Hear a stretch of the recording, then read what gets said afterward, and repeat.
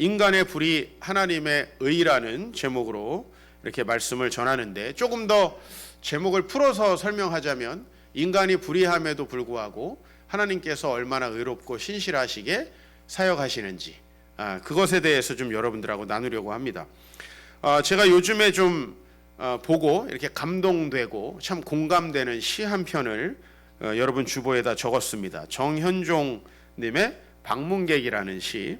내용이 이렇습니다. 사람이 온다는 건 사실은 어마어마한 일이다. 그는 그의 과거와 현재와 그리고 그의 미래와 함께 오기 때문이다. 한 사람의 일생이 오기 때문이다. 부서지기 쉬운, 그래서 부서지기도 했을 마음이 오는 것이다. 사실 이 한 사람을 만나게 된다는 건 앞으로 일어날 어마어마한 일들, 또 그의 과거에 일어났던 어마어마한 일들을 싸매고 함께 앉는 거예요.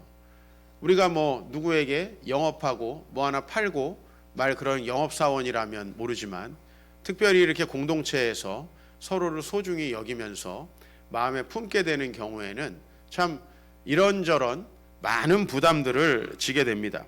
한편으로는 기대도 되지만 우리가 또 납득하기 어려운 일, 힘든 일들도 함께 생기는 것입니다. 결혼식을 어제 진행했습니다. 결혼식에서 딱 이렇게 앞에 서가지고 신랑 신부 그 뒤편에 살짝 보이는 이 양가 어르신들을 보면 저는 그 모든 가정에 수십 년 동안 일어났던 일들이 다 이 그림 하나에 들어와요. 양가 어르신들. 평소에 제가 다 알잖아요. 사이가 어떻고 어떻게 살아왔고 경제적으로는 어떻고. 그래서 이 두 사람은 지금 양쪽에 있는 두 분 때문에 얼마나 복을 받았고 때로는 얼마나 힘들었고 아팠는지, 이런 것들이 이제 쫙 들어오잖아요. 나는 그냥 두 사람을 각자 알았지만 이제 앞으로 이 두 분이 이룰 가정도 또 제 품속에 들어와야 되고, 또 이들에게 일어날 수많은 일들도 우리에게 일어나야 됩니다. 공동체라는 것은 그런 겁니다.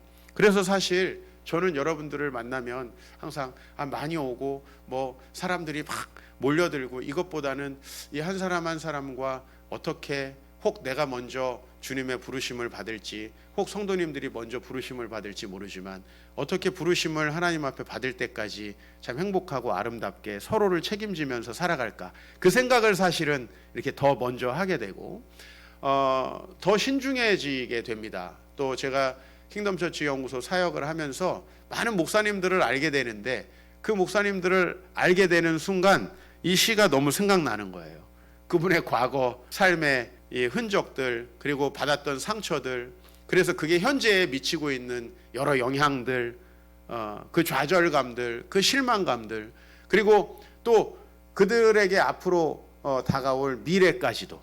그래서 사실은 사람을 한 사람 한 사람 알게 된다는 게 참 쉽지 않은 일입니다. 사람을 만나면서 제가 가장 힘든 일은 뭐냐면 그분들의 과거를 그분들이 받아들이지 않는다는 것입니다. 인간의 죄 때문에, 또 많은 우리 인간의 부족함들 때문에 그들은 가정에서 때로는 개인적으로 많은 아픔과 어려움들을 겪으면서 살아옵니다. 그런데 그것을 억울하다고 생각하고 하나님께서는 뭐를 하신 건가 라고 이렇게 생각할 때 참 마음이 아픕니다. 그래서 제가 다른 교회에 가서 정말 많이 하는 설교가 요셉 설교예요. 요셉. 왜냐하면 요셉처럼 어려운 사람 있어요? 나와보라고. 인신매매 당해봤냐고. 이러면 이제 겸손해져요. 난 그 정도는 아닌데. 집에서 팔려봤냐고. 감옥에 들어가봤냐고. 강간범으로 몰려봤냐고. 그러면 이제 겸손해져요. 상당히 성도님들이. 근데 그 모든 일들을 하나님 왜 이런 일들을 하시느냐고 이야기하지 않고 은혜 가운데 하나님의 계획들을 바라보면서 승리하며 나아간 게 요셉이에요. 제가 사실 나아가면 그렇게 요셉 이야기를 하면서 우리 성도님들의 과거부터 다져요. 제가 다른 교회 가면 성도님들 과거를 전혀 모르잖아요. 저는 거의 첫날 요셉을 설교하면서 과거를 우리가 어떻게 해석해야 되는지. 왜? 사람을 만난다는 건 뭐가 따라오는 거니까? 그의 과거가 따라오는 거니까. 그들의 과거와 직면하게 합니다.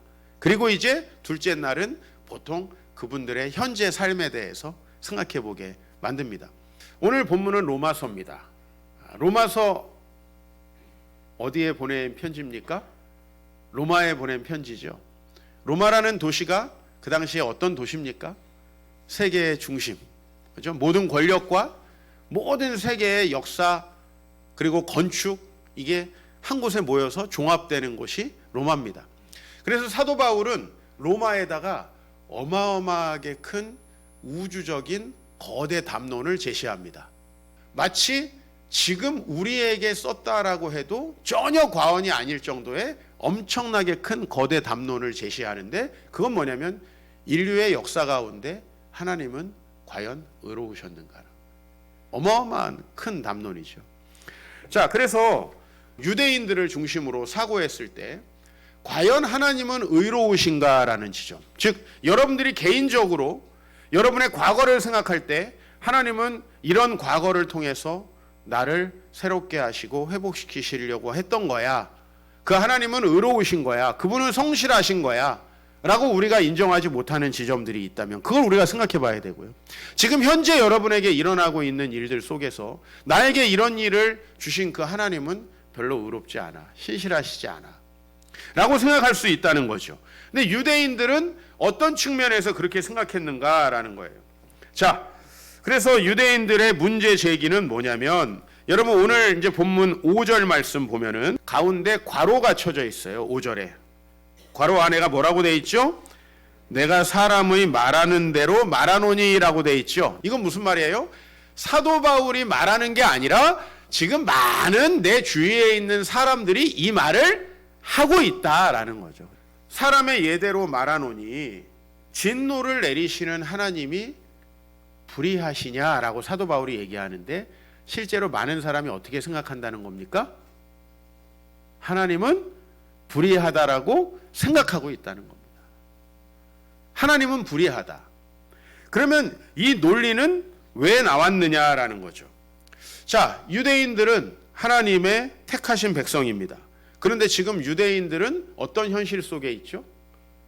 벌써 700년 동안 다른 나라의 식민지를 살고 있습니다. 지금 현재도 로마의 식민지를 살고 있고 또 여러 가지 어려움들을 겪고 있습니다. 자, 그러면 과연 하나님은 신실하신가라고 하는 겁니다. 우리를 택하시고 우리에게 복 주시기로 해놓고 왜 이런 일이 벌어지는가? 좀 일반적으로 얘기하면 별 죄도 없는 우리 가정에 왜 이렇게 어려움을 주시는가? 내가 전생에 무슨 잘못을 졌다고 뭐 이런 식으로 이제 얘기하는 거죠. 나에게 왜 이런 어려움이 찾아오는가? 라고 이야기할 수 있습니다. 그런데 오늘 그런 생각을 제일 먼저 했던 게 누구냐면은 사도 바울입니다. 오늘 이 본문을 한번 따라서 쭉 한번 읽어보시죠. 1절을 먼저 읽을까요? 1절 제가 쉬운 성경으로 좀 번역해 왔습니다. 그렇다면 유대인이 이방인보다 더 나은 것은 무엇입니까? 라는 거예요. 오늘 여기 제가 우주적인 문제를 얘기한다고 했습니다.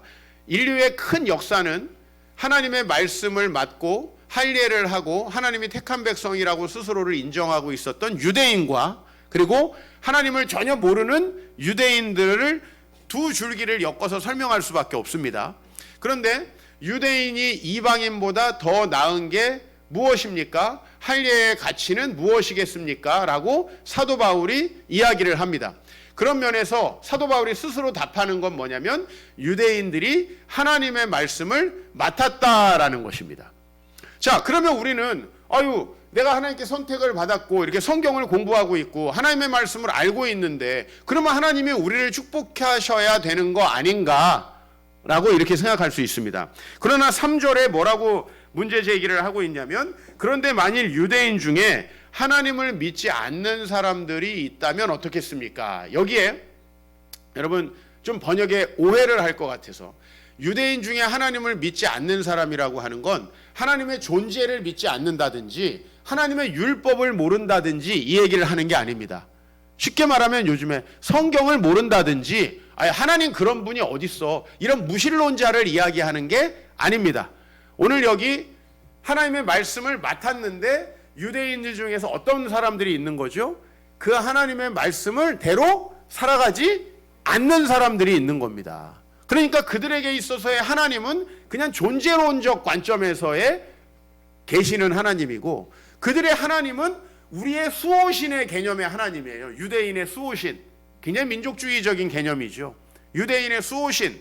그런 개념으로 하나님의 개념을 갖고 있다면 여러분, 유대인의 수호신이 하나님인데 유대인이 700년 동안 식민지를 했다. 하나님이 신실하시고 열심히 일하시는 겁니까? 아닙니까? 아니죠. 그런 관점으로 봤을 때는 아닌 겁니다. 고민을 누가 먼저 했었던 거냐면 사도 바울이 했었던 겁니다. 이 사람들이 믿지 않는다고 해서 하나님의 신실하심이 무효가 되겠습니까? 즉 하나님이 신실하게 일하신다는 것이 거짓말이 되겠습니까? 라고 사도 바울이 이야기를 해요. 지금 이 말은 무슨 말이냐면 굉장히 많은 유대인들이 하나님은 불의하고 신실하지 않고 우리를 위해서 일하고 있지 않다라고 봤다는 것입니다. 이제 유대인들의 생각은 이런 거예요. 하나님이 우리를 선택하셨어요. 그리고 우리를 자기 백성으로 삼으셨어요. 그리고 우리에게 율법을 주셔가지고 우리는 그 율법을 열심히 외우고 있습니다. 그러면 이스라엘이 그 율법을 맡아서 순종하고 있기 때문에 장차 그 이스라엘을 하나님께서 높이셔서 온 세상 민족 중에 뛰어나게 하시고 그래서 그 이스라엘에 누가 오셔요? 메시아가 오셔가지고 이스라엘이 세계에 가장 뛰어나고 위대한 나라가 될 것이다. 이게 바로 시오니즘이라는 거예요. 시오니즘. 복음이 아니고 시오니즘. 유대인들을 선택하신 하나님이 유대인들을 복주시고 유대 민족을 세상에 가장 강한 나라로 만들어 주실 것이다. 여기에 여러분 어떤 문제가 있나요? 우리는 이방인이잖아요, 사실은. 지금은 복음 안에 있지만 만약에 하나님이 그렇게 유대인을 택해서 그들을 높여주시는 하나님이라면 그게 진짜 불의한 거 아닌가요? 그렇죠? 이 생각을 어떻게 알게 된 거죠, 사도 바울이?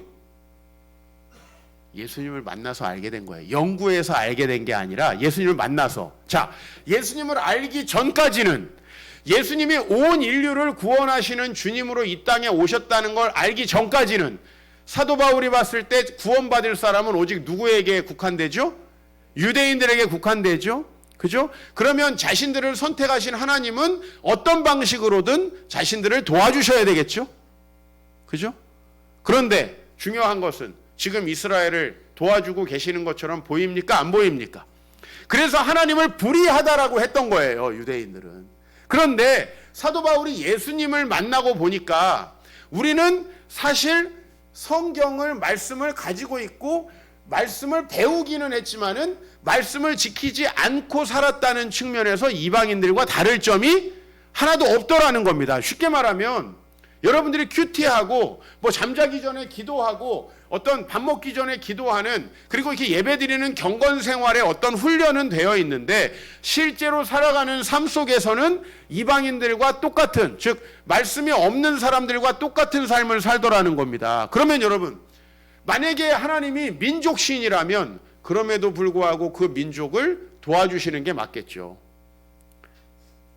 그러나 그분의 통치가 사라진 세상에 불행이 들어올 수밖에 없고 하나님은 그 하나님의 통치를 거부한 인류의 문제를 해결하셔야 된다라고 생각을 한다면 그 하나님은 유대인이고 헬라인이고 간에 하나님의 통치에 순종하지 않는 문제에 대해서 정의로운 해결책을 주셔야 합니다. 그 정의로운 해결책이 뭔지 아세요? 그게 바로 유대인들이 당했던 고난과 환난의 역사라는 거예요. 하나님은 자신의 정의를 드러낸 거예요. 그래서 5절에 보니까 우리 불의가 하나님의 의를 드러내게 하면 무슨 말 하리요? 사도 바울이 굉장히 새로운 얘기를 하는 거예요. 지금 이스라엘 백성들은 자기들은 불의가 없다고 생각을 해요. 자기는 하나님의 택함을 받았고 성경 말씀 열심히 외웠어요. 우리식으로 말하면 주일날 열심히 외우고 큐티했어요. 알겠죠? 자, 성경 암송도 했단 말이에요. 그럼 우리는 의로워요? 불의해요? 의롭죠. 유대인들의 관점에서는 우리는 의로워요.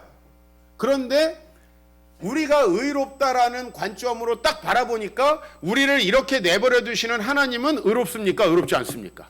의롭지 않죠. 내가 이렇게까지 하는데 하나님이 나를 돌봐주시지 않다니. 그런데 오늘 여기에 굉장히 놀라운 말을 하는 거예요. 우리 불의가 하나님의 의를 드러내게 하면 무슨 말 하리요? 자, 여기 하나님이 주신 어떤 규칙이 있습니다. 규칙. 이 규칙을 어기면 벌을 받는다. 좀 더 쉽게 말하면 하나님이 살으라고 하는 방식대로 살지 않으면 행복할 수 없다라는 원리를 주셨단 말이에요.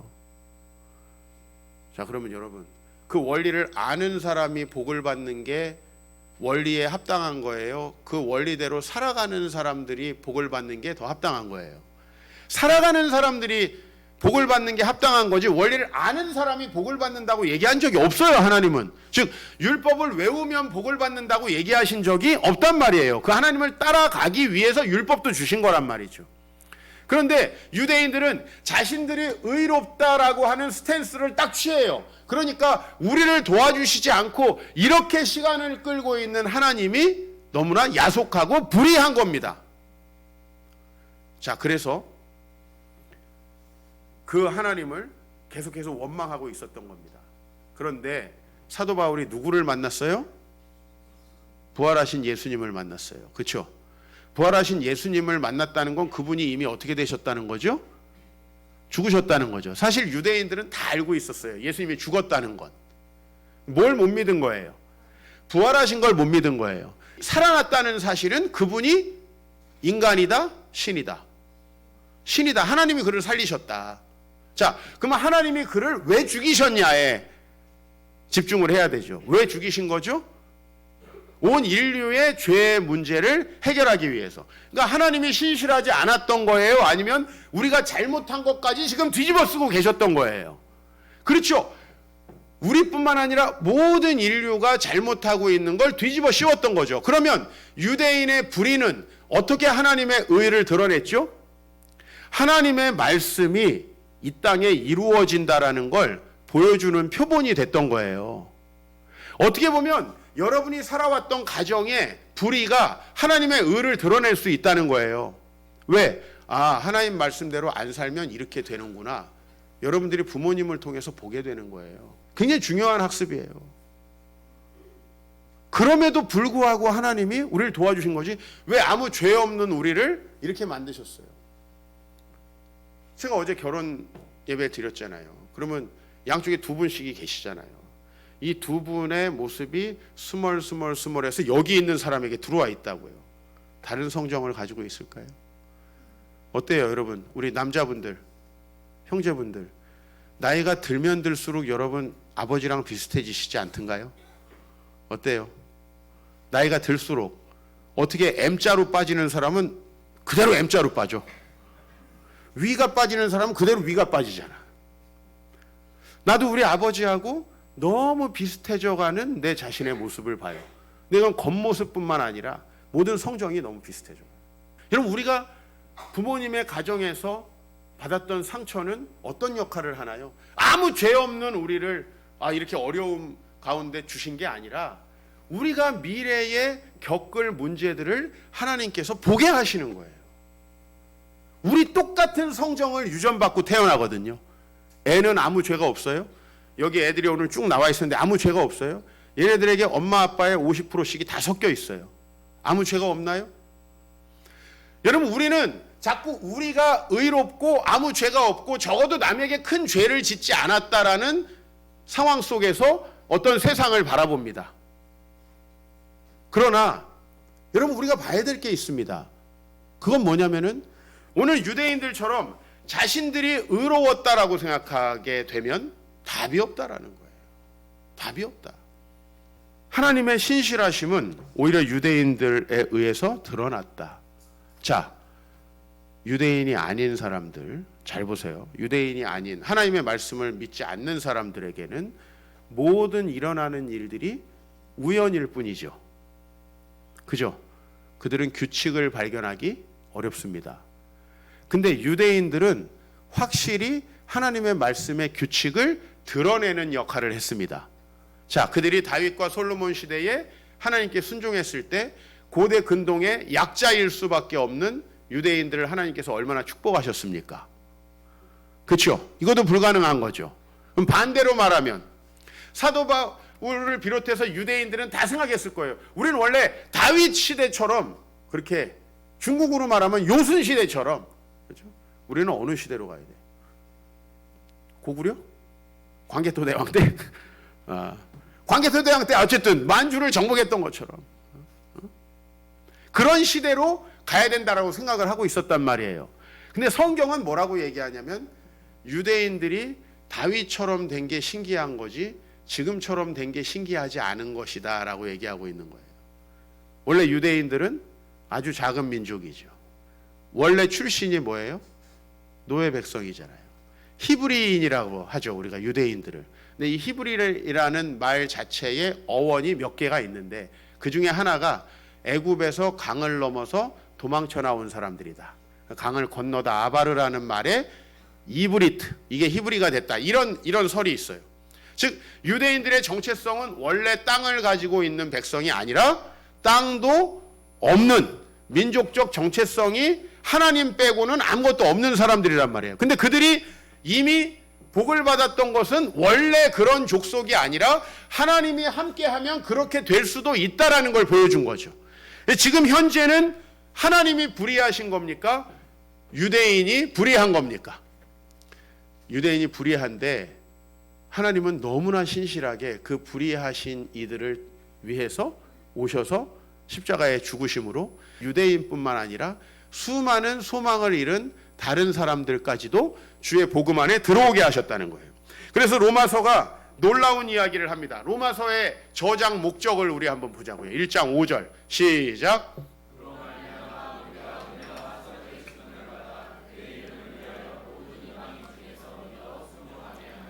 네, 사도 바울은 스탠스가 완전히 바뀌었어요. 우리 유대인들 앞으로 훌륭한 나라가 될 거예요. 여러분 이런 식의 문학 작품이 예수님이 오시기 200년 전부터 유대인들에게 어마어마하게 많았어요. 거기에 이방인들이 믿어서 순종하게 된다, 모든 천하만민이 믿어 순종하게 된다, 이런 얘기는 전혀 없어요. 다 어떤 얘기가 있냐면 우리 유대인들을 위해서 하늘에서 메시아가 올 거고 우리 유대인은 위대한 나라가 될 것이다, 이런 내용이에요. 전부 다 그런 내용이에요. 근데 여러분 그게 하나님의 계획과 맞아요, 안 맞아요? 게다가 하나님의 말씀에 불순종하고 있는 유대인들에게 그런 축복이 주어지는 게 정의로워요, 정의롭지 않아요? 정의롭지 않습니다.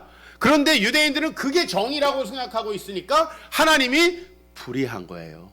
그걸 정의라고 생각하니까 이 죄 많고 부모님의 죄의 유전자를 그대로 받아갖고 있는 우리가 아무 죄도 없이 축복을 받아야 된다고 하는 사람, 내같이 이기적인 사람이 아무 문제 없이 잘 살아야 된다고 하는 생각 자체의 관점에서 보니까 하나님이 불의한 거지.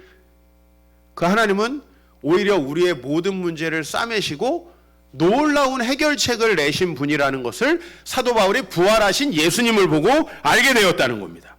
그래서 16장에 사도 바울은 마지막에도 이렇게 얘기합니다. 나의 복음과 예수 그리스도를 전파함은, 그렇죠? 우리 모두가 하나님 나라가 임하는 복된 삶을 살 수 있다라고 하는 소식을 누구를 통해서 전하는 거예요? 예수 그리스도를 통해서 전하는 거죠. 그것은 영세 전부터 감추어졌다가 이제는 나타나신 바 되었고 영원하신 하나님의 명을 따라 선지자들의 글로 말미암아 모든 민족이 순종하게 하시려고 알게 하신 바 그 신비의 계시. 말이 어렵지만 이거예요. 옛날부터 감추어져 있지만 이제 예수님 때문에 확연히 드러난 계시. 그리고 과거의 구약시대의 선지자들이 열심히 썼지만 지금 이제 확실하게 드러난 그 계시. 왜?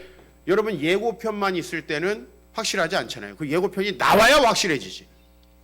근데 목적이 뭐냐면 모든 민족이 순종하게 하시려고 쓴 계시였다는 거예요. 구약시대에 그러니까 이스라엘 백성들이 하나님의 말씀도 순종하지 않는데 그 순종하지 않는 하나님의 백성을 축복해가지고 예루살렘에 메시아가 와가지고 그 나라를 위대하게 만든다라는 얘기는 애시당초 없었던 거예요. 근데 그런 없는 생각들을 만들어내고 하나님을 불의하다라고 지금 유대인들은 하고 있다라는 거죠.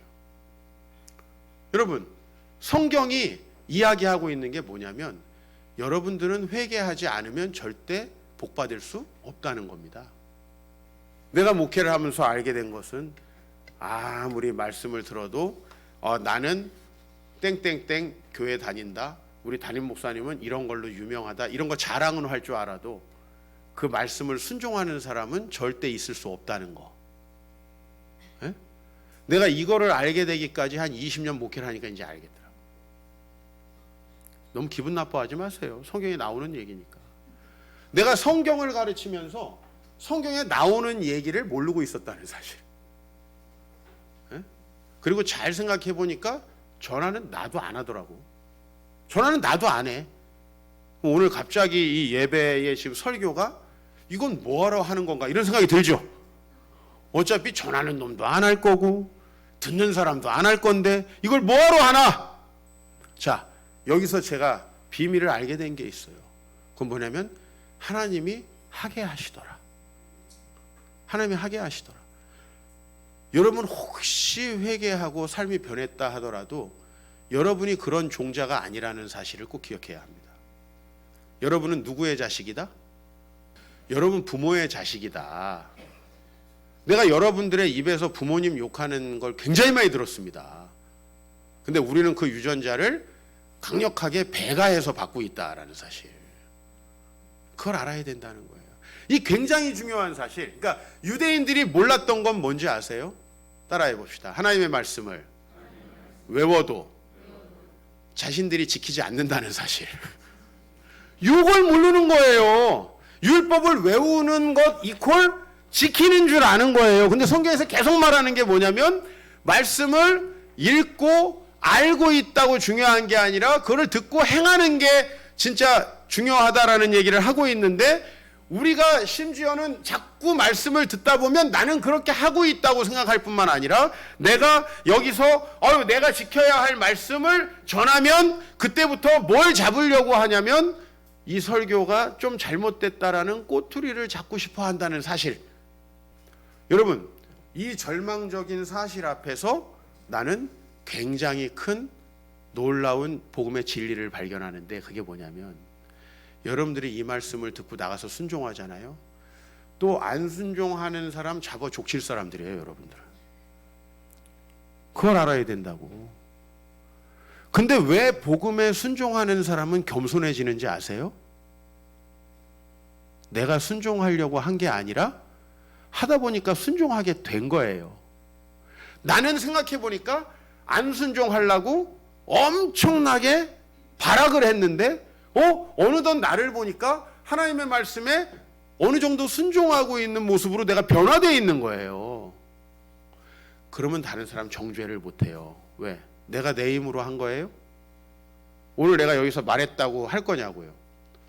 한 명도 없으니까 본인이 혹시 했다고 생각하지 마세요. 근데 놀라운 건 그 말씀대로 할 생각이 없을 뿐만 아니라 목사의 설교에 말꼬리를 잡고 있는 우리를 어느덧 하나님이 변화시킨다는 거예요. 어느덧 하나님이. 그럼 어떻게 변화시키냐? 시간이 지나보면 알아요. 본인이 성경에 나온 대로 하나님의 말씀을 아무리 듣고 유대인들처럼 율법을 줄줄 외워도 그것을 지킬 수 없을 뿐만 아니라 지키려 하지 않는 인간이라는 걸 아는데 5년에서 10년이 걸립니다. 내가 왜 성도들을 쉽게 신뢰하지 않는지 아시겠죠? 왜 여러분 우리 교회에서 직분을 받는데 오래 걸리는지 아시겠죠? 제가 뭐 깐깐하고 그게 아니라 여러분들이 그 경건의 모양만 좀 따라한다 그래서 직분 받고 교회에서 인정받으면요 어떻게 될지 모르는 분들이에요, 여러분들. 그걸 아셔야 된다는 거예요. 가슴 아프지만 그걸 우리가 알지 못하면 유대인들이 말씀 받았는데 어떻게 됐어요? 예수님이 유대인들에게 복음서에 이렇게 얘기해요. 너희도 천국문을 닫고 안 들어가면서 다른 사람도 못 들어가게 하는구나. 이게 얼마나 무서운 말이에요. 너희도 하나님께 순종 안 하면서 다른 사람도 순종 못하게 해. 왜? 순종 안 하면서 이 사람들은 몇 가지 규칙을 만들어 놓고 그거를 지키니까 나는 잘하고 있다 라고 생각하는 거죠. 그래서 저는 여러분들에게 가급적이면 어떤 규칙을 지키도록 여러분들이 예배드리고 그래 최소한 제자훈련하고 성경 통독 저하고 하고 이 정도는 기본으로 해야 된다고 봅니다. 왜? 안 지킬 거지만 알아요. 나도 안 지킬 거라는 걸. 안 지킬 거지만 그래도 뭐가 옳은지는 틀은 잡자. 그럼 언제 이걸 지키게 되는가? 우리 삶의 주인이 나였다는 거. 그래서 내 삶이 심각한 문제가 있다라는 걸 깨달을 때 어차피 그때까지는 안 들을 거니까 저도 크게 기대를 안 해요. 그런데 놀라운 건 뭐냐면 하나님이 어떠한 섭리를 통해서 우리 삶에 저항할 수 없는 은혜를 주세요. 저항할 수 없는 은혜. 생각을 전혀 바꾸는 놀라운 은혜를 주세요. 여러분 그때까지 좀 힘들어도 때로는 여러분이 설교가 좀 받아들여지지 않더라도 서로 견디는 게 필요해요. 저도 안 변할 거지만 전하는 게 필요하죠. 목사님 본인도 잘 못 지키면서 나도 안 지킬 걸 자꾸 얘기하고 있네. 그러다 보니까 대충 하네. 이런 생각을 하지 마시고 나도 열심히 할 테니까. 여러분들도 하나님께서 은혜 주실 때까지 열심히 들으실 필요가 있습니다. 바울이 그 하나님을 이해하고 나니까 이제 그 하나님을 신뢰할 수 있게 됐습니다. 이해가 신뢰를 낳는 거예요. 이해가 신뢰를. 우리 인생에 일어나는 일들로 인해서 여러분 하나님을 원망합니다. 왜 그렇죠? 여러분이 의롭다고 생각하니까 하나님이 원망이 되는 거예요. 나는 하나님이 이 정도만 나를 책망하시는 거에 대해서 늘 감사해요. 나는 우리 아버지가 목사님이신데 뭐 목사님 자녀들이 그렇게 상처가 많다네. 나 목사 아들이었으니까 잘 들으시오. 난 우리 집이 여기였는데 여기 합판 하나 치고 뒤에 살았습니다. 내가 그런 생각을 해요.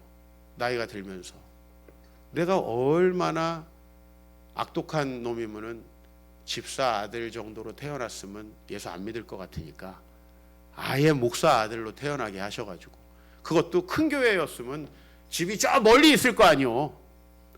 교회가 작아가지고 어디 오갈 데도 없이 여기다 둔 거예요, 나를. 그러니 새벽 5시만 되면 찬양을 소리가 들려오는 거야. 예? 아니 예배 나는 이렇게 어른 예배 안 나가도 나 주일학교 예배 끝나고 들어가서 놀려고 그러는데 또 찬양 소리가 들리는 거야.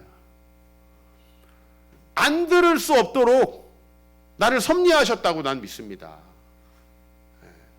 하나님께서 여러분들을 이곳까지 인도하신 건 여러분이 선하고 훌륭해서가 아니라 여러분이 불의함에도 불구하고 하나님이 선하고 신실하시기 때문이라는 거예요. 여러분 이게 안 받아들일 거예요. 잘. 오늘 안 받아들이셔도 괜찮아요. 저는 굉장히 여유롭습니다. 그러나 인생에서 여러분 진리를 깨닫고 주님을 바라보신 분들은 이 말이 무슨 말인지 알 거예요. 우리가 얼마나 해도 죄를 짓고 안 해도 죄를 짓는지, 말씀을 실천하면 내가 실천했다고 교만하고 안 실천하면 목사가 잘못됐다고 목사를 욕하는, 그 우리가 얼마나 그런 부족한 사람인지, 그거를 알게 되기까지 시간이 좀 걸린다는 거예요. 그러나 여러분 오늘 혹시 여러분의 삶에 왜 하나님은 나를 구원하시지 않는가? 실존적인 의미에서 왜 나를 사랑하시지 않는가? 왜 내 문제는 해결이 안 되는가? 하나님이 과연 신실하시는 것이 맞나? 하시는 분들은 전혀 삶의 변화가 없을 거예요. 그냥 어제까지 살아왔듯이 오늘 예배드리고 내일 똑같이 살 거예요. 왜냐하면 문제는 하나님한테 있으니까. 마찬가지예요. 문제가 하나님 앞에 있다고 생각하는 사람들은 모든 문제는 남에게 있다고 생각합니다. 어차피 남편에게 문제가 있는데 그렇게 생각하는 분이 자기가 어떻게 변화되겠어요? 어차피 자식에게 문제가 있다고 생각하는데 내가 어떻게 변화되겠어요? 어차피 부모에게 문제가 있다고 생각하는데 내가 어떻게 변화되겠어요? 하나님을 사랑하는 사람은요, 이웃을 사랑하고 존귀히 여겨요. 내 문제를 보게 돼요. 마찬가지예요. 하나님을 의롭다라고 여기시는 분은 자기 자신의 불의함을 보고 다른 사람들보다 불의한 나 자신 속에서 문제를 찾는 거예요. 그렇기 때문에 해결책이 나오는 거예요. 그러나 하나님이 불의하셔요? 아유, 하나님도 불의하시다라고 마음속에 생각하고 그분의 말씀을 순종하지 않는 분들이 이웃에 대해서는 어떻게 생각하시겠어요? 이웃은 불의한 정도가 아니라 그냥 사형이지, 모두 사형이지. 이런 마음을 가지고 있으면 천국은 절대 올 수 없다라는 것입니다. 사랑하는 성도 여러분, 하나님은 불의하신 게 아니라 우리의 불의함까지도 짊어지고 십자가에 죽으신 분입니다. 하나님은 우리의 불의에도 불구하고 그 불의함을 온 세상 천하 만민을 구원하시는 도구로 사용한 겁니다. 잘 보세요. 이스라엘이 불의해서 막 식민지로 이 나라 저 나라로 막 가게 됐습니다. 근데 그 과정이 사람들이 하나님을 소개받는 과정이 된 거예요. 이방인들이. 그러면 잘 보세요. 이스라엘이 아이고 우리 예루살렘에만 모여 있으면 안 되지. 제가 지난주에 설교했지만 우리 예루살렘에만 모여 있으면 안 되지. 천하만민 복을 받게 하려면 사마리아도 가고 땅끝으로 가야지. 그래서 갔나요? 아니죠. 안 가서 하나님이 흩어가지고 하게 되는 거잖아요. 그러면은 이스라엘이 온 세상을 복음 전한 통로가 된 것은 사실이지만 자신들의 공로가 있나요? 없나요? 없죠. 제가 좀 더 겸손해질 수 있을 것 같아요. 어차피 여러분들이 변한 거 저 때문인가요? 아닌가요? 아니에요. 왜? 내가 전한다고 변화되는 게 아니거든요. 그것을 사용하셔서 일하시는 분은 하나님이시거든요. 그걸 우리가 생각했을 때 얼마나 우리 인생에 대한 새로운 마음이 생기는가. 하나님이 불의하다라고 생각하고 이방인들은 악하다고 생각하고 배제와 정말 혐오를 뿜었던 사람이 누구냐면 사도 바울입니다. 근데 그 똑같은 사도 바울이 지금 하나님을 변명하고 있습니다. 우리의 불의가 하나님의 의를 드러내게 했다. 진노를 내리시는 하나님이 불의하냐? 결코 그렇지 않다. 그분은 스스로가 내렸던 불의의 진노를 책임지시기 위해서 이 땅에 오셔서 죽으셨다. 그분이 죽으셔서 다시 살아나심으로 말미암아 우리도 그분을 알게 됐고, 여러분 인생의 모든 문제 여러분의 노력과 여러분의 힘, 능력이 아니라 이 하나님의 복음의 진리를 깨닫는 데서부터 시작되는 것이죠. 그랬을 때 여러분 그 하나님을 찬양하는 사람이 되는 거고, 저분은 어떻게 저렇게 거룩하게 신실하게 사시면서도 겸손하실까? 바로 이거예요. 자기 노력이 아니라 자기의 불의함을 깨닫고 그 불의함까지도 사용하셔서 일하시는 그 하나님, 그 불의하심까지도 의의 도구로 사용해 주셔서 정말 하나님 나라를 위해서 살아가게 하시는 그 하나님을 찬양하는 것입니다. 여러분, 우리는 참 불의한 자들입니다. 하나님은 여러분을 충분히 심판하지 않으시고 기다리시는 겁니다. 이런 얘기 누가 듣고 싶어 하겠습니까? 그런데 이게 성경 말씀이고 이게 우리의 본질입니다. 이 본질을 떠나면 이 종교 행위도 내가 열심히 가르치고 여러분들은 순종하는 척하면서 우리 공동체 진짜 좋은 공동체야, 이렇게 하면서 교만하게 가는 거예요. 그러면서 내가 한 것처럼 생각하고, 여러분들도 가정을 이끌면서 내가 열심히 일해서 우리 가정이 이렇게 돈을 벌었어, 내가 이렇게 열심히 다른 가족들을 돌봐서 우리 애들이 이렇게 컸어. 여러분 이렇게 가면 심판이 멀지 않은 거예요. 우리는 우리 자녀들 망가뜨릴 수밖에 없는 분들이에요. 죄송한 말이지만 여러분들의 그 생각을 가지고 우리 자녀들이 안 망가지는 게 이상한 거예요. 그게 은혜인 거예요. 우리의 불의함과 죄에도 불구하고 애들이 정상적으로 크는 게 이상한 거예요. 제가 다시 설명을 드릴게요. 이스라엘이 이런 불의함에도 불구하고 망하지 않는 게 이상한 거지, 이스라엘이 망하는 게 이상한 게 아니라고 제가 말씀드렸죠. 동의하시죠? 마찬가지예요. 모든 문제에 똑같이 접근하시면 돼요. 내가 한 게 아니라는 거예요. 근데 계속 내가 더 뭔가를 하려고 해요. 그러면 우리는 계속 하나님이 불의하시다고 할 수밖에 없어요. 여러분, 하나님이 하셔야 이 모든 일이 가능해집니다. 하나님은 절대 의로우십니다. 모든 문제가 있다면 지금 하나님이 신실하지 않으신 게 아니라 우리가 불의한데도 불구하고 그 하나님을 의심하고 있는 것이죠. 이거를 깨닫게 되면 억울하다는 생각이 드는 건 우리 이성입니다. 근데 이것이 우리 모든 문제를 풀어주고 다시 생각하게 한다.